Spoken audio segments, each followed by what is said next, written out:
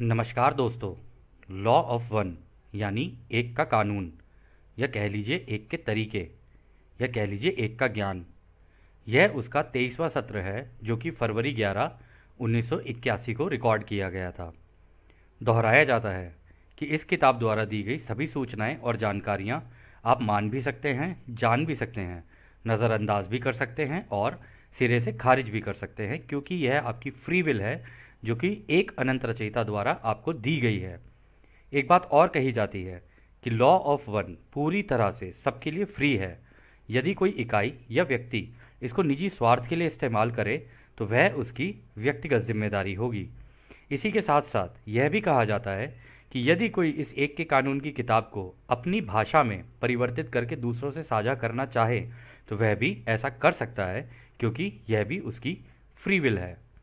तो दोस्तों, इस सत्र में आगे चलने से पहले हमने जो पिछला सत्र किया था उसमें हमसे एक एरर हुआ था, एक गलती हुई थी जिसको हम करेक्ट करना चाहेंगे। और हम लोगों ने आपके कमेंट्स भी पढ़े और कमेंट्स पढ़ने के बाद हमें भी अपनी गलती का एहसास हुआ कि हाँ, आप जो कह रहे हैं बिल्कुल सही है। पिछले सत्र में हमने मदर टेरेसा का नाम लिया था, जो कि एक इनकरेक्ट इन्फॉर्मेशन है, क्योंकि यहाँ पे जिस टेरेसा का नाम लिया गया है वो कोई और है। हमने चेक नहीं किया है कौन है, परंतु क्योंकि ये किताब 1981 में लिखी गई थी और अगर हम इस किताब के संदर्भ में बात करें तो रा ने कहीं पर भी इस किताब में करंट एंटिटीज़ का नाम या फ्यूचर एंटिटीज़ का नाम नहीं लिया है।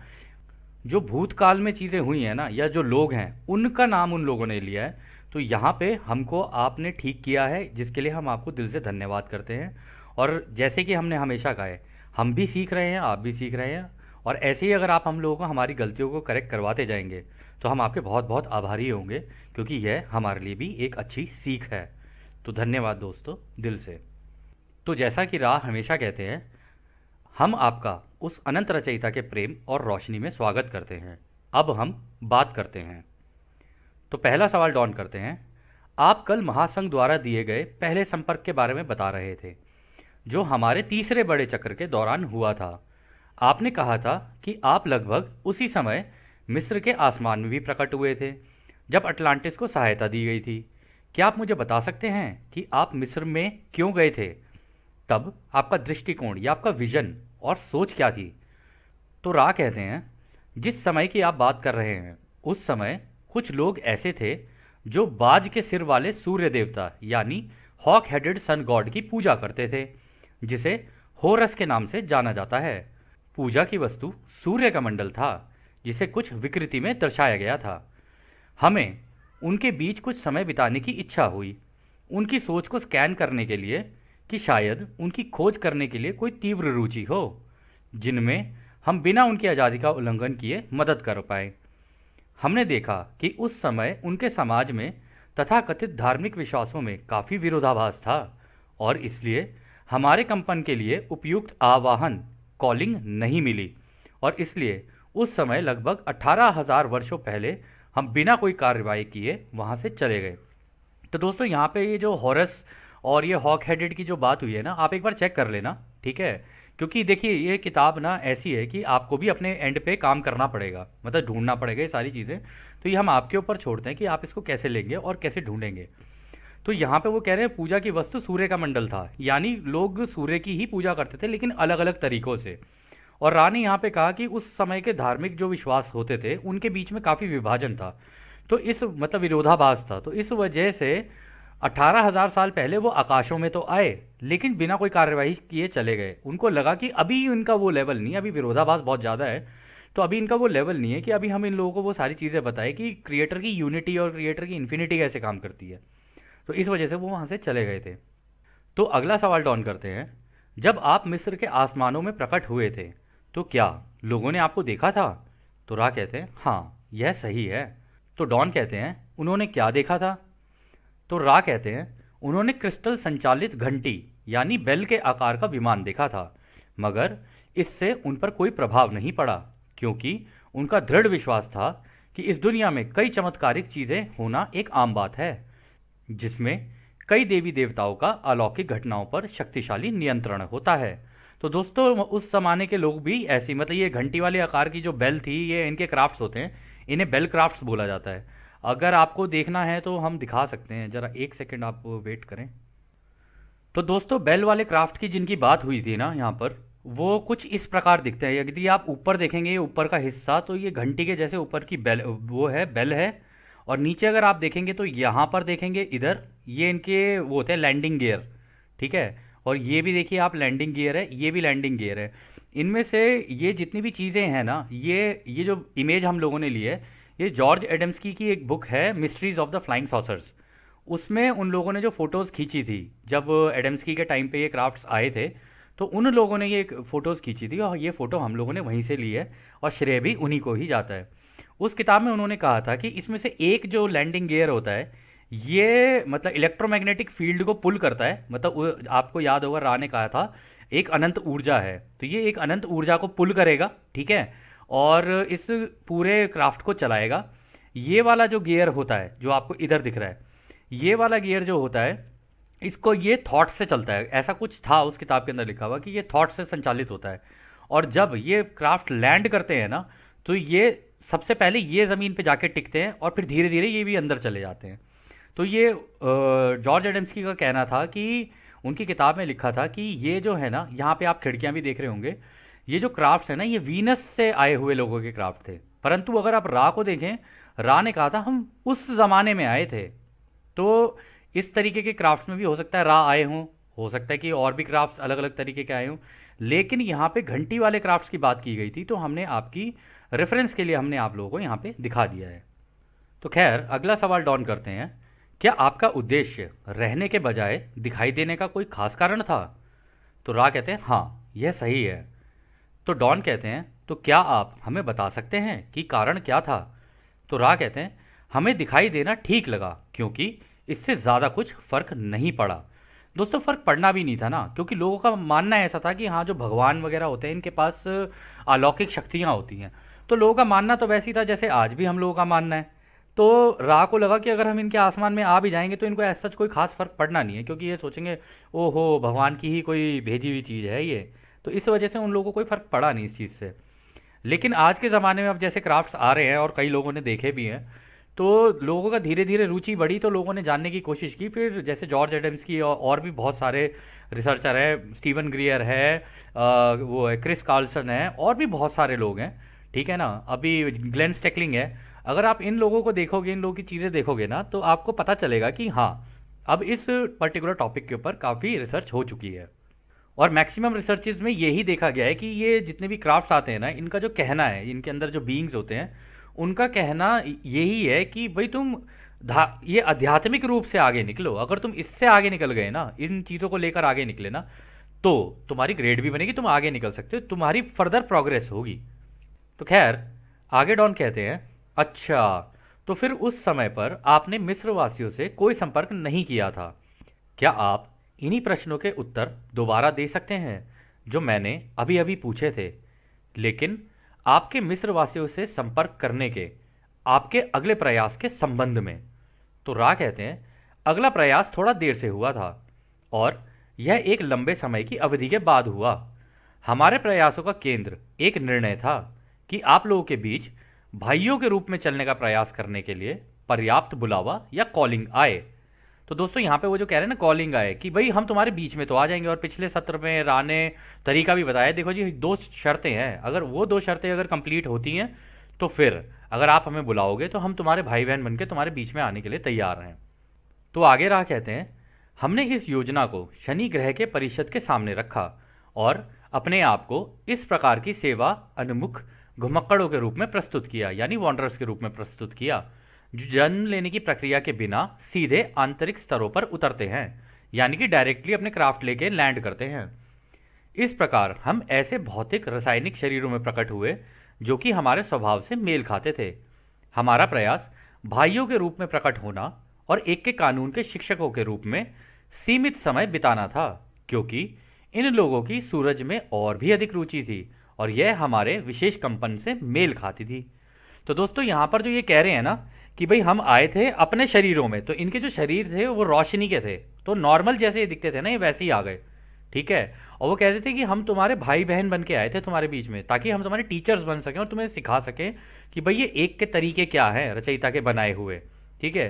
और यहाँ पे जो सबसे इंपॉर्टेंट चीज़ उन्होंने कही, उन्होंने कहा कि भाई सूरज में अधिक रुचि थी, यानी रा जो हैं इनकी पूरी सभ्यता सूरज के अंदर है। और रा कह रहे हैं ये हमारी विशेष कंपन से मेल खाती है, यानी रा जिस कंपनता पे वाइब्रेट कर रहे हैं ना वो सूरज की कंपनता है। इसलिए रा जो हैं अगर देखा जाए तो वास्तविकता में सूर्यवंशी हैं। तो खैर आगे रा कहते हैं, लेकिन हमने देखा कि हमारे मुंह से निकलने वाले हर एक शब्द के 30 अलग अलग मतलब निकाले गए, जो उन इकाइयों को भ्रमित कर रहा था जिनकी सेवा के लिए हम आए थे। और कुछ ही समय में हम वहां से निकल गए और यह समझने की कोशिश करने लगे कि उन लोगों की किस प्रकार से सेवा की जाए जिन्हें हम अपने प्रेम और रोशनी देने आए थे।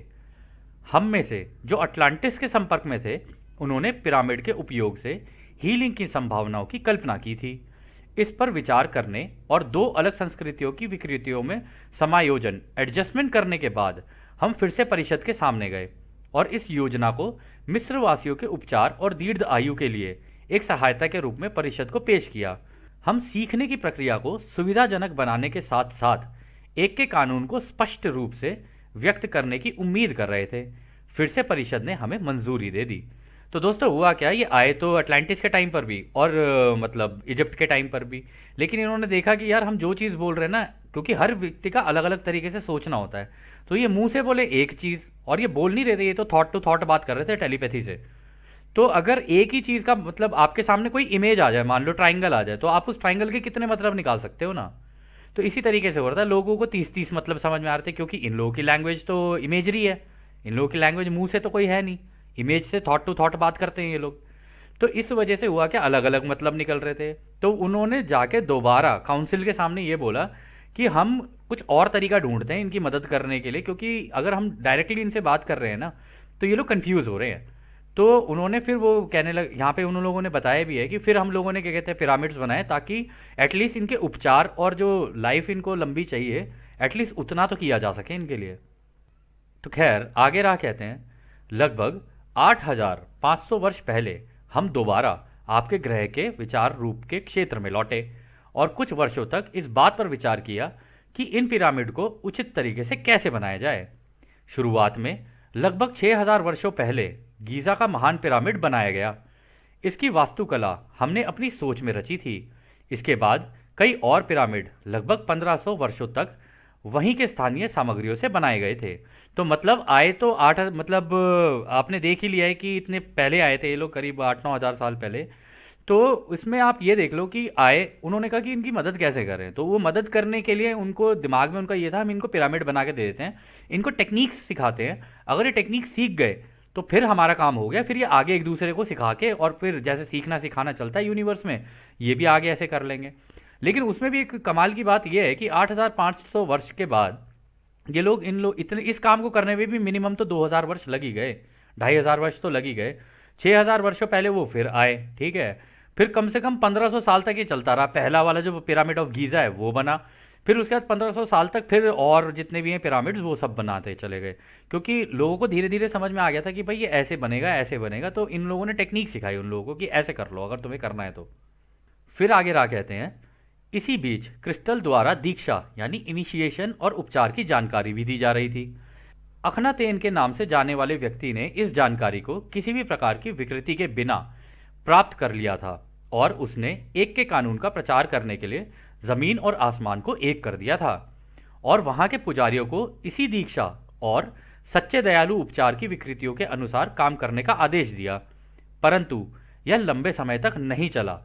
इस व्यक्ति के शारीरिक मौत के बाद, जैसे कि हमने पहले भी बताया था, हमारी सूचनाएं तुरंत ही विकृत यानी खराब या कह लो कि तोड़ मरोड़ दी गई और हमारी संरचनाएं एक बार फिर तथाकथित शाही और शक्तिशाली लोगों के उपयोग के लिए रख ली गई।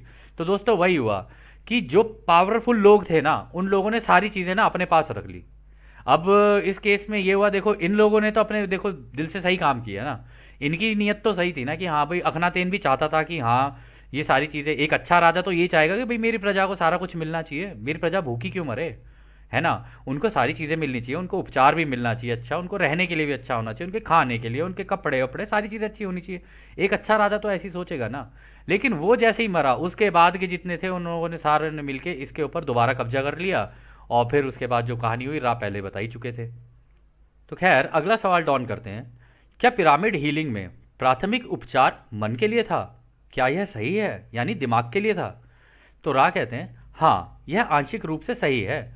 यदि उपचार को ठीक से करना है तो मन के वृक्ष में आध्यात्मिक रूप से इन ऊर्जाओं के अंतर्वाह को एकत्रित करना जरूरी है, क्योंकि मन के कुछ हिस्से शरीर में बहने वाली ऊर्जा को रोकते हैं, लेकिन हर परिस्थिति में, हर इकाई में यह रुकावट या ब्लॉकेज विभिन्न हो सकती है। हालांकि सबसे पहले आध्यात्मिक चैनल को सक्रिय करने की जरूरत है, फिर चाहे रुकावट आध्यात्मिक से मानसिक या मानसिक से शारीरिक हो, यह केवल एक शारीरिक आघात हो, तब भी उपचार किया जा सकता है। तो दोस्तों यहाँ पे पता है वो क्या कह रहे हैं, इसको बोलते हैं ट्री ऑफ माइंड। ठीक है, हमारे दिमाग के सबकॉन्शियस माइंड में ना एक ट्री है, एक पेड़ की तरह बना हुआ है। जड़ जो है ना वो बिल्कुल ऐसा है, एक तो जड़ है, जड़ के ऊपर एक पेड़ के जैसा ये बना हुआ है। तो कह रहे हैं कि जब तक उस पेड़ के अंदर आप लोग नहीं करोगे ना काम, जो कि मेडिटेशन के थ्रू ही हो सकता है, और काफ़ी सारे मेडिटेटर्स से आप सुनोगे ना तो आपको यही चीज़ कहेंगे कि ये जो दिमाग है ना ये एक्चुअली में एक पेड़ की तरह है। तो इन्होंने कहा कि अगर उसके ऊपर काम नहीं हुआ, और क्योंकि लोग अलग अलग हैं, तो सबके लिए जो ब्लॉकेज है ना उसके अंदर भी अलग अलग जगह पर हो सकती है। तो इसलिए कहते हैं मेडिटेशन हर किसी के लिए अलग अलग काम करती है, इसलिए इसको एक सेल्फ डेवलपमेंट टूल बोला जाता है कि हाँ, अगर आपको अपनी डेवलपमेंट करनी है तो मेडिटेशन का यूज़ करो।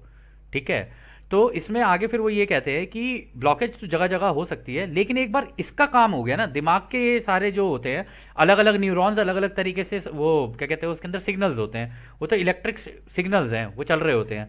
अगर उनके बीच में बढ़िया से सिंक हो गया तो फिर बॉडी भी आपकी हो सकती है ठीक। ठीक है, और आप लोगों ने सुना भी होगा कई लोग मेडिटेशन कर करके अपनी बॉडी को भी ठीक कर लेते हैं, अपनी आत्मा को भी ठीक कर लेते हैं, अपनी सारी चीज़ों को ठीक कर लेते हैं। तो राय यही कहना चाह रहे हैं यहाँ पे। तो आगे डॉन कहते हैं, जब आपने विचार का उपयोग करके गीज़ा में पिरामिड का निर्माण शुरू किया तो क्या आप उस समय के मिस्र वासियों के संपर्क में थे और उन्होंने इसे बनते देखा था? तो रा कहते हैं, उस समय हम लोगों के निकट संपर्क में नहीं थे। हम अपना काम करने के लिए उस विशेष स्थान पर पर्याप्त ऊर्जा की मांग का जवाब दे रहे थे। हमने उन सभी को विचार भेजे जो हमारी जानकारी चाह रहे थे। पिरामिड का इस तरह से प्रकट होना बड़े आश्चर्य का विषय था। हालांकि हमने इसे इस तरह से बनाया कि उस समय के महान वास्तुकार कहलाने वाले एक इकाई के धरती पर जन्म लेने के समय के साथ मेल खा रहा था। इस घटना के कारण इस इकाई को बाद में देवता बना दिया गया। तो दोस्तों देखो, बनाए तो इन्होंने ही, लेकिन उस टाइम का कोई मैथमेटिशियन हुआ करता होगा, अभी खैर वो नाम बताएंगे आगे, कोई मैथमेटिशियन हुआ करता होगा, तो लोगों ने कहा कि हो सकता है इस मैथमेटिशियन ने बनाया हो ये। अब उसने बनाया हो या ना, क्रेडिट तो सब कोई चाहिए होता, हो सकता है उसने क्रेडिट ले लिया हो। ठीक है, यू मे नेवर नो। तो यहाँ पे लेकिन आश्चर्य की बात ये थी कि रा ने बना तो दिया, लेकिन इनको बिना बताए बनाया, चुपचाप, जैसे होता है ना रातों रात बना के इनके लिए मतलब ये पूरा का पूरा पिरामिड खड़ा करके दे दो इनको कि हाँ ये लो, ऐसे बनाए। और वो सारी इन्फॉर्मेशन वो हो सकता है कि उस मैथमेटिशियन के दिमाग के अंदर भी डाली हो, क्योंकि वो आपको याद होगा टेस्ला के केस में टेस्ला ढूंढ रहा था चीज़ें, और सेम चीज़ ये हुई थी, आइंस्टाइन भी ढूंढ रहा था। तो इन लोगों ने उनके दिमाग के अंदर जो जहाँ जहाँ वो फंस रहे थे ना, उनके दिमाग में, क्योंकि वो वॉन्डरर्स थे, तो उनके दिमाग में वो इन्फॉर्मेशन डालनी शुरू की जस्ट थ्रू टेलीपैथी, ताकि वो लोग ये सीख लें और फिर आगे जाके उसको इम्प्लीमेंट कर दें। तो हमको ऐसा लगता है कि इस केस में भी शायद कुछ ऐसा ही हो रहा होगा। तो खैर आगे डॉन कहते हैं, उन्होंने उस देवता का क्या नाम दिया था? तो रा कहते हैं, उसे इमोथेप का नाम दिया गया था। तो डॉन आगे कहते हैं, शुक्रिया। तो क्या इस पिरामिड की रचना जिस उद्देश्य से की गई थी, क्या वह सफल रही? मेरा मानना यह है कि इसका मूल उद्देश्य हीलिंग का था, जो मुख्य रूप से असफल रही। क्या यह सही है? तो रा कहते हैं, हम आपको याद दिलाना चाहते हैं कि हम दुख के भाई और बहनों में से हैं, यानी हमारा सुख से कोई लेना देना नहीं है। जब उस दुख से मुक्ति पाकर यदि किसी एक को भी उस रचयिता के दर्शन हो जाते हैं, तब असफलता की कोई धारणा नहीं रहती। हमारी कठिनाई एक के कानून की विकृतियों को ठीक करने के हमारे सम्मान और जिम्मेदारी में थी, जो इन लोगों की सहायता करने के हमारे प्रयासों के दौरान हुई थी। तो दोस्तों ये तो केवल हेल्प करने के लिए आए थे कि भाई ये दुखी हैं, परेशान हैं, चलो इनकी मदद कर देते हैं। और एक चीज़ आपने यहाँ पे नोटिस की होगी इनकी, इन्होंने कहा कि अगर एक की भी मदद हो गई ना तो फिर असफलता कहाँ है ही नहीं। अगर एक के लिए भी अगर आपने कर दिया, आपने तो बहुत बड़ा काम कर दिया, क्योंकि क्या एक अनंत नहीं है? रा ने हमेशा कहा ये, क्या एक अनंत नहीं है? तो हर एक को अनंत मान के अगर उसकी तुम सेवा करोगे, उसकी मदद करोगे, तो समझ लो तुमने उस एक अनंत रचयिता का काम कर दिया है। तो खैर आगे राह कहते हैं, विकृतियों को असफलताओं के बजाय जिम्मेदारियों के रूप में देखा जाता है। हमारे प्रयास का एकमात्र कारण वे लोग थे जो सत्य को खोजने के लिए प्रेरित थे। इस प्रकार शायद हम विरोधाभास की स्थिति में थे, क्योंकि यदि एक को भी प्रभुत्वता हासिल हुई तो हम सफल कहलाएं, और जैसे जैसे दूसरे अधिक भ्रमित और दुखी होते गए तो हम असफल कहलाए। यह आपकी परिभाषा है। हम तो सेवा करने की कोशिश में लगे रहते हैं। तो कह रहे कि देखो यार, हम तो तुम लोगों की मदद करने के लिए हैं। अब जो चीज़ किसी एक के काम आ जाए, हो सकता है उसके लिए सही हो जाए। दूसरा का यार ये मेरे तो किसी काम की नहीं आ रही है, आपने उसको तो सिखा दिया लेकिन मेरे लिए तो हो ही नहीं रहा है इससे कुछ भी। जैसे आप लोगों ने देखा होगा ना, हम लोगों से भी कई लोग पूछते हैं, अरे आप लोगों को तो क्राफ्ट दिख जाते हैं, हम लोगों को तो क्राफ्ट नहीं दिख रहे। अब हम उनको कैसे समझाएं कि भाई हम देखो, हमारा पूरा झुकाव अब एक अनंत रचयिता की तरफ हो चुका है। ठीक है, हम पूरे कन्फेडरेशन और ये सारी चीज़ें इतने टाइम से पढ़ते हुए भी आ रहे हैं, इनके जैसी हमारी कंपनता हो गई है। अब हम इन्हीं के जैसे सोचने लग गए हैं। कोशिश हमारी ये रहती है कि हम दूसरों की आज़ादी का उल्लंघन ना करें और इनके जैसी सोच रखें और दूसरों की सेवा करें। तो इस वजह से हमें दिख भी जाते हैं। अब जिनके लिए नहीं दिख रहे हैं वो तो कहेंगे भाई हमें तो दिख रहे नहीं है। तो इस केस में राय ये कह रहे हैं कि इस केस में हाँ तुम ये कह सकते हो हम असफल रहे, लेकिन उसमें भी उन्होंने ये कहा ये तो तुम्हारी परिभाषा है, तुम लोग इसे ऐसे डिनोट करते हो, हम थोड़ी ना करते हैं। हम तो कंटिन्यूसली मदद करने में लगे रहते हैं। अगर एक की भी कर दी हमारे लिए तो हो गया, और जहाँ ठीक हो गई, जहाँ फिट बैठ गया, समझ लो हमारा काम तो हो गया। तो खैर अगला सवाल डॉन करते हैं। आप शायद इस सवाल का जवाब नहीं दे सकते, लेकिन मुझे लगता है कि यह सवाल पूछना मेरा कर्तव्य है, क्योंकि हेनरी पुहारिक इस महीने में मुझसे मिलने आएंगे। क्या यह इकाई इनमें से किसी भी समय में शामिल थी जिसके बारे में अभी आप बात कर रहे थे? तो दोस्तों हेनरी पुहारिक जो है ना, ये भी इन्हीं की तरह एक रिसर्चर था, मतलब डॉन कार्लो इनकी तरह ये भी इसी तरीके की पैरानॉर्मल फिनोमिना, पैरानॉर्मल एक्टिविटीज़ इनके ऊपर ना ये करते थे। हेनरी पुहारिक हो गया, हेनरी पुहारिक के साथ वो था यूरी जेलर, तो ये लोग सारे मिलके काम करते रहते। और ये एक प्रोजेक्ट है स्टारगेट, इसके बारे में भी आप लोग चेक कर लेना, आप लोगों को मिल जाएगी इन्फॉर्मेशन। तो वहाँ पे एक्स्ट्रा सेंसरी परसेप्शन करके चीज़ें होती हैं, ये रिमोट व्यूइंग जिसे दिव्य दृष्टि कहते हैं ना, उसका इस्तेमाल करके चीज़ों को, इन्फॉर्मेशंस को कैसे निकाला जाता है ना, वो सारी चीज़ें हैं। लेकिन इसके ऊपर एक फिल्म भी, हाँ, थर्ड आई स्पाइज, मतलब तीसरी आंख के जासूस, ऐसे करके थर्ड आई मतलब थर्ड THIRDEYESPIES, थर्ड आई स्पाइज। अगर आपको देखनी हो तो आप देखना, उसके अंदर आपको काफ़ी अच्छी नॉलेज भी मिल सकती है। ये बस आपकी जानकारी के लिए था, लेकिन ये आपकी फ्री विल है, आप उसे देखें या ना देखें। तो खैर इसका जवाब आगे रहा देते हैं। हाँ आप सही हैं, हम किसी भी तरह से इस इकाई के बारे में बात नहीं कर सकते। यदि आप इस इकाई की विकृतियों पर विचार करेंगे जिसे आप प्रमाण कहते हैं, तो आप हमारी दुर्दशा को समझेंगे। तो दोस्तों पता है यहाँ रानी यूं क्यों कहा? देखो पहली बात तो, एक तो हेनरी पुहारिक करंट सिनेरियो में है। अगर हेनरी पुहारिक मान लो इजिप्ट के टाइम पर भी किसी तरीके से इन लोगों से जुड़ा होता और ये लोग बता देते कि हाँ भाई हेनरी पुहारिक भी उस टाइम पे हमारी मदद कर रहा था इजिप्ट के टाइम पे, तो हेनरी पुहारिक का एक तरीके से आज़ादी का उल्लंघन होता है। क्योंकि हो सकता है हेनरी पुहारिक कहे अच्छा मैं इजिप्ट के टाइम पे हुआ था पैदा, तो इसका मतलब मैं भी एक वॉन्डरर हूँ। तो हो सकता है वो अपना पाथ मतलब इधर उधर चेंज कर दे, या तो पॉजिटिव में ही ले जाए पूरा का पूरा अपने आप को। लेकिन क्योंकि ये चॉइस का प्लेनेट है और तीसरी घनत्वता चॉइस की होती है, तो चाहे वॉन्डरर हो, चाहे एक नॉर्मल इंसान हो, या कोई भी हो, चॉइसेस सबकी अपनी अपनी होनी चाहिए। इसलिए रा कभी ये नहीं कहेंगे कि तू ऐसा कर और ऐसा ना कर। इस वजह से उसके बारे में कोई जानकारी नहीं दी। और यहाँ पर उन लोगों ने कहा कि अगर हम चलो तुम्हें बता भी दें, तो ये हेनरी पुहारिक फिर प्रमाण मांगेगा, यानी प्रूफ्स मांगेगा। कह रहे और प्रूफ्स हम इन्हें दे नहीं सकते। अगर हम इन्हें प्रूफ देंगे तो फिर ये आगे जाएंगे प्रूफ्स, और फिर हो सकता है इनकी ज़िंदगी को खतरा पड़ जाए। कि भाई पता तो चल ही जाता है कि भाई जब ये भी कन्फेडरेशन से जब भी कोई कांटेक्ट वगैरह करता है, पता तो चल ही जाता है। तो इस केस में हो सकता है इनकी ज़िंदगी को भी खतरा हो। तो इसलिए रा ने यहाँ पे वो रिस्क नहीं लिया, और रा ने कहा तभी आप हमारी दुर्दशा को समझेंगे। तो ये लोग भी, रा भी बहुत ध्यान से काम करते हैं, ऐसे नहीं कि कुछ भी मुंह उठाया और काम कर दिया। तो खैर अगला सवाल डॉन करते हैं। मैंने सवाल पूछने से पहले यह मान लिया था कि आपका यही जवाब होगा। क्या आप मुझे बता सकते हैं कि अखनातेन की शारीरिक मृत्यु के बाद उसका क्या हुआ? तो रा कहते हैं उसकी आत्मा का काफ़ी लंबे समय तक उपचार हुआ, और फिर उसे अपने पिछले जन्मों के अनुभवों का समीक्षण करवाया गया, जो तीसरी घनत्वता के अनुकूल था। यह इकाई कुछ हद तक एक के कानून के प्रति महान भक्ति के कारण सत्ता और शक्ति की विकृतियों में थी। इस प्रकार इस इकाई ने अपने अगले अवतारों की एक श्रृंखला में प्रवेश करने का संकल्प लिया, जिसमें सत्ता और शक्ति के प्रति कोई विकृति नहीं थी। मतलब इसने क्या किया, ये मरा, फिर इसकी आत्मा का प्रचार हुआ, वो क्या कहते हैं, उपचार हुआ, फिर उसके बाद उसको उसकी पुरानी लाइफ जितनी भी हैं वो दिखाई गई, ठीक है। फिर उसने ये चेक किया कि ओ इस ज़िंदगी में जो था ना, मैं एक राजा था, अब राजा हूँ तो थोड़ी बहुत तो ईगो रहेगी, ठीक है, तो घमंड तो रहेगा ही। तो उस घमंड में अगली बार ना रहूं मैं, इस वजह से उसने जब अगली ज़िंदगी के लिए जो मांगा ना, उसने कहा अब मुझे राजा के रूप में नहीं, मुझे किसी एक नॉर्मल इंसान के रूप में रखना, ताकि मेरे अंदर से घमंड और ये सारी चीज़ें ना कम हो जाएं धीरे धीरे।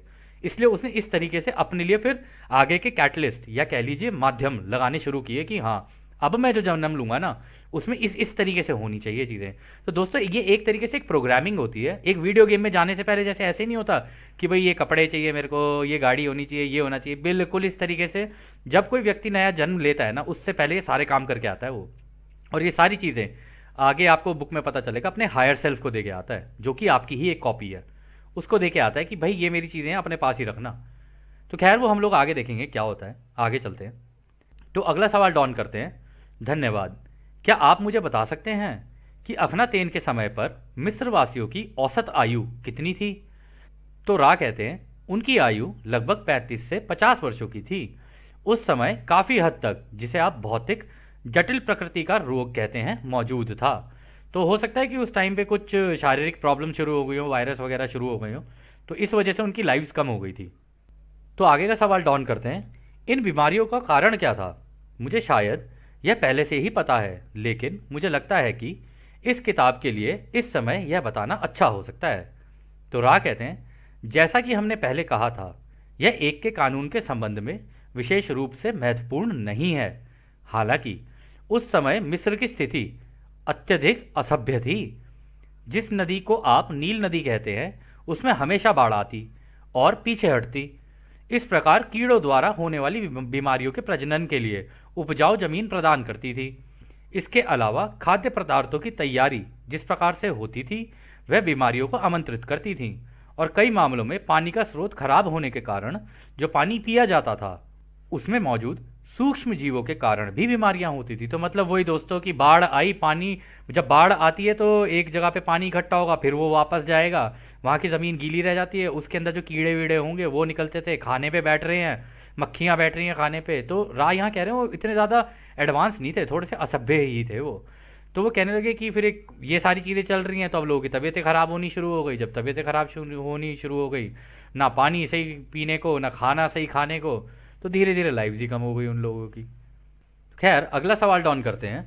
दरअसल मैं इन संचारों यानी ट्रांसमिशन की क्रिया के बजाय रोग के मूल कारण के बारे में अधिक पूछना चाह रहा था। मैं उस जड़ पर वापस जा रहा था जिसने इन बीमारियों की संभावना को पैदा किया। क्या मैं यह मानने में सही हूं कि पृथ्वी पर लंबे समय तक एक के कानून की समझ के सामान्य कमी ने एक ऐसी स्थिति पैदा की जिसमें बीमारियां विकसित हो गई?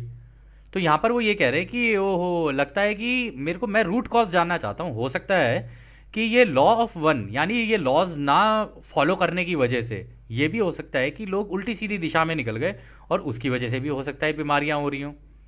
तो रा कहते हैं हाँ यह सही है।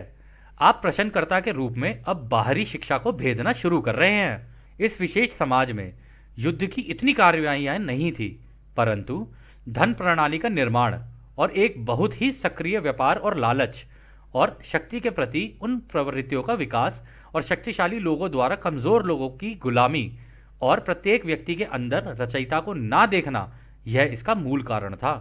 तो दोस्तों कोई भी समाज होगा, इसका मतलब राय यहाँ यही कह रहे हैं, कोई भी समाज होगा अगर वो रचयिता के बनाए हुए तरीकों से काम नहीं कर रहा है। युद्ध की कार्रवाई वो कह रहे कि हालांकि इतनी नहीं थी, तो कह रहे लेकिन धन प्रणाली यानी पैसा आ गया बीच में। अब जहाँ पैसा आ जाएगा वहाँ पे लालच तो आएगा ही आएगा, है ना। तो ये अगर एक बार्टर सिस्टम होता तो ये हो सकता था कि हाँ भाई चलो, आज आपको याद होगा हम लोग पहले के ज़माने में जब ये फ़ोन वोन कुछ भी नहीं हुआ करते थे हमारे, वो एक टीवी वगैरह और ये रेडियो वगैरह ही हुआ करते थे, तो कितना एक अच्छा एक माहौल होता था कि आज हमने घर में राजमा की सब्जी बनाई है तो पड़ोस वाले ने वो बना रखी है, हो सकता है कोई और सब्जी, एक कटोरी उनको दे दी, एक कटोरी उन्होंने हमें दे दी, तो एक एक प्रेम प्यार सा बना रहता था। लेकिन जैसे जैसे टेक्नोलॉजीज आती गई ना, हम एक दूसरे से दूर होते गए, मतलब हम इन टेक्नोलॉजीज में इतने फंस गए हैं कि हम वो प्यार और प्रेम ही भूल चुके हैं कि एक दूसरे के वो प्रेम प्यार करना। और यहाँ पर सबसे इंपॉर्टेंट चीज़ जो रा कह रहे हैं ना, वो ये कह रहे हैं कि देखो, अब ये लालच आएगा तो शक्ति भी आएगी लोगों के पास, किसी के पास ज़्यादा पैसा है तो शक्तिशाली हो जाएगा, और जो शक्तिशाली हो जाएगा वो दूसरों को अपने से कमज़ोर समझेगा, उन्हें गुलाम भी बना लेगा, उनसे काम लेगा बेसिकली। ठीक है ना। अब आप ज़्यादातर लोगों से ये सुनोगे तो वो यही कहते हैं, क्या करेगा भाई, बड़ा होऊंगा, बड़ा लिख के पढ़ लिख के इंजीनियर बनूंगा, ये करूंगा वो करूंगा, फिर नौकरी करूंगा। अरे जब तू इतनी मेहनत कर रहा है मेरे दोस्त, तो तू नौकरी क्यों करेगा, मतलब क्यों किसी का नौकर बनना चाहता है। लेकिन ये जो प्रोग्रामिंग हमारी बचपन से हुई है ना, रा उसी के बारे में बोल रहे हैं कि उस जमाने में भी ऐसे ही था कुछ ड्रामा। ठीक है। और वो सबसे इंपॉर्टेंट चीज एक और यहां पर कह रहे हैं कि रचयिता को ना देखना एक दूसरे के अंदर।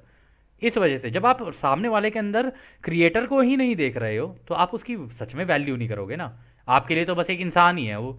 अब वो किसी और धर्म का हो, इस जाति का हो, किसी का भी हो, आप तो ऐसे ही देखोगे, क्योंकि विभाजन इतना है। आप उसको रचयिता की तरह देख ही नहीं रहे हो। और यही वो मुख्य कारण था जिसकी वजह से सारी बीमारियां और ये सारी चीज़ें फिर आनी शुरू हो गई। खैर, अगला सवाल डॉन करते हैं। शुक्रिया। मैं समझता हूँ कि दक्षिण अमेरिका में भी संपर्क किया गया था। क्या आप इन्हीं प्रश्नों के उत्तर उनसे संपर्क के संबंध में दे सकते हैं, और दक्षिण अमेरिका के लोगों से संपर्क क्यों किया गया था ये भी बता सकते हैं।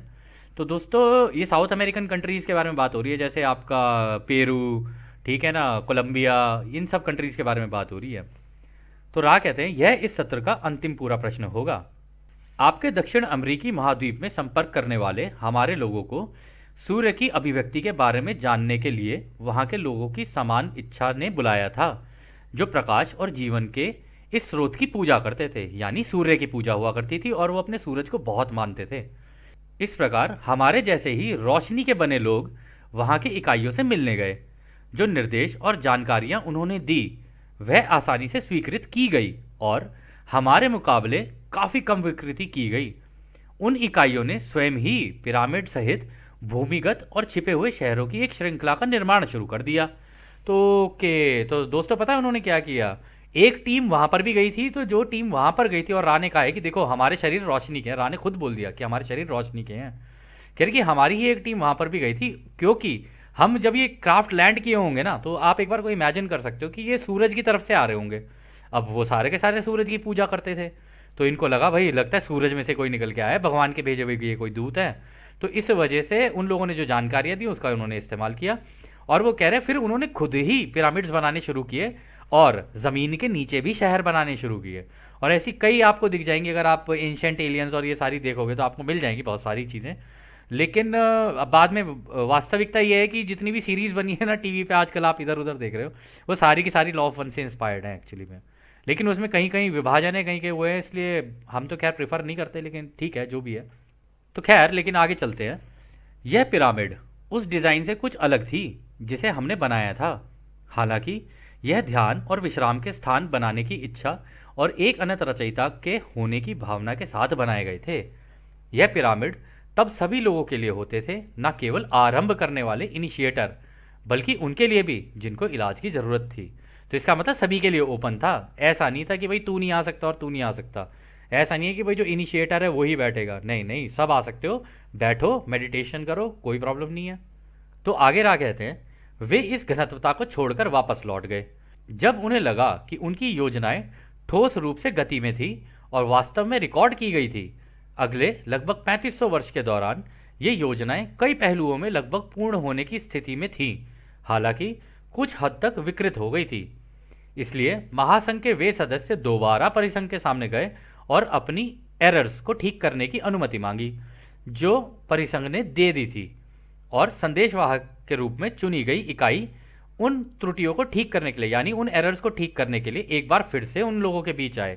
और दोस्तों, पता है आप लोग यहाँ पर जो रा कह रहे हैं ना कि हम लोग दोबारा आए और कन्फर्ट वहाँ से काउंसिल ने हमने अप्रूव किया तब हम दोबारा आए, क्योंकि जो स्ट्रक्चर्स बन रहे थे उनके अंदर कहीं ना कहीं कमियां थी, और जो इन लोगों ने इन्फॉर्मेशन दी थी, हालांकि वो नोट भी की गई कि इसको ऐसे बना सकते हो, ऐसे बना सकते हो, ये कर सकते हो। तो जब इनको अप्रूव किया गया ना, तो ये वहाँ जब पहुँचे, तो हम ये कहना चाह रहे हैं कि हम लोगों ने भी कई जगहों पे थोड़ा सा पढ़ा था इसके बारे में कि उस ज़माने के जो लोग हैं ना, उनमें से कई मतलब जो लोग हैं वो आज भी ज़िंदा हैं। आज भी ज़िंदा मतलब उनकी जो बच्चे बच्चे जो उनके परिवार आगे निकले हैं, आज भी कन्फेडरेशन के लोग उनसे मिलने आते हैं, पता है आपको? अगर आप रिसर्च करेंगे ना आपको मिल जाएगा। हम यहाँ पे आपको सारा कुछ नहीं बता सकते क्योंकि फिर वो बिल्कुल एक लेंदी प्रोसेस हो जाएगा कि हाँ भाई ये भी दिखाओ फिर वो भी दिखाओ। जो बेस्ट है हम वो आप लोगों को दिखा रहे हैं, बाकी हम आपकी रिसर्च पे भी छोड़ रहे हैं। तो खैर आगे रहा कहते हैं, दोबारा सब कुछ रिकॉर्ड किया गया और यह इकाई अपनी घनत्वता में आपके आसमानों को छोड़कर दोबारा लौट गई। जैसे कि हमने अनुभव किया था, यह जानकारियां भी अधिकांश भाग के लिए बाद के समय में मनुष्यों के उपचार के बजाय वास्तविक मानव बलिदान की सीमा तक, और बाप रे, बहुत अधिक स्थूल रूप से विकृत हो गई। इसलिए यह उन महासंघ के सदस्यों का कर्तव्य और सम्मान था कि वे यहीं रुककर इन विकृतियों को ठीक करें। क्या आपका कोई और प्रश्न है? तो दोस्तों वो कह रहे हैं ना कि यहाँ पे फिर तो बलि प्रथा शुरू हो गई उसके अंदर। तो इससे ना हमें एक चीज़ याद आ गई, आपने एक पिक्चर देखी होगी अपोकलिप्टो। तो ये कुछ कुछ वैसा लग रहा है हमें कि हाँ भाई पिरामिड बनाया गया, सारा कुछ हुआ, लेकिन फिर वहाँ पे जिस काम के लिए बनाई गई ना, फिर वहाँ के शाही लोगों ने इसे वो कर लिया होगा, टेक ओवर कर लिया होगा, फिर उस काम के लिए तो रखी नहीं, और वहाँ पे ये बलियाँ वगैरह चढ़ने लग गई। तो एक बार को आप अपोकलिप्टो चाहें तो देख सकते हैं, क्योंकि इस पार्ट को पढ़ने के बाद ना हमारे दिमाग में भी वही मूवी आ रही है, क्योंकि हमने वो मूवी देखी है। तो खैर अगला सवाल डॉन करते हैं। यह एक बेवकूफ़ी भरा सवाल है, एक फिल्म है, बैटल बियॉन्ड द स्टार्स। मुझे नहीं पता कि आप इससे परिचित हैं या नहीं, शायद आप हैं। मुझे ऐसा लगता है कि आप जो हमें बता रहे हैं वह इस फिल्म की कहानी में शामिल है, क्या यह सही है? तो रा कहते हैं हाँ, आपके लोगों के बनाए इस कहानी में कुछ हद तक एक के कानून की विकृतियां शामिल हैं। तो दोस्तों ये मूवी भी हमने तो नहीं देखी है, बैटल बियॉन्ड द स्टार्स, चलो इस बहाने हम भी देख लेंगे, अच्छी बात है। तो एक तो अपोकलिप्टो और एक ये दो मूवी हैं, अगर देखें तो शायद हम लोग देख सकते हैं कि हाँ राख इस बारे में बात कर रहे हैं। तो खैर एनीवेज ये दोस्तों ये सत्र हम यहीं समाप्त करते हैं, और जैसा कि राह हमेशा कहते हैं, अब हम आपको उस एक अनंत रचयिता के प्रेम, उसकी रोशनी, उसकी शक्ति और उसकी शांति में छोड़कर चलते हैं। आदने हमारे भाइयों, आदने वासु। धन्यवाद।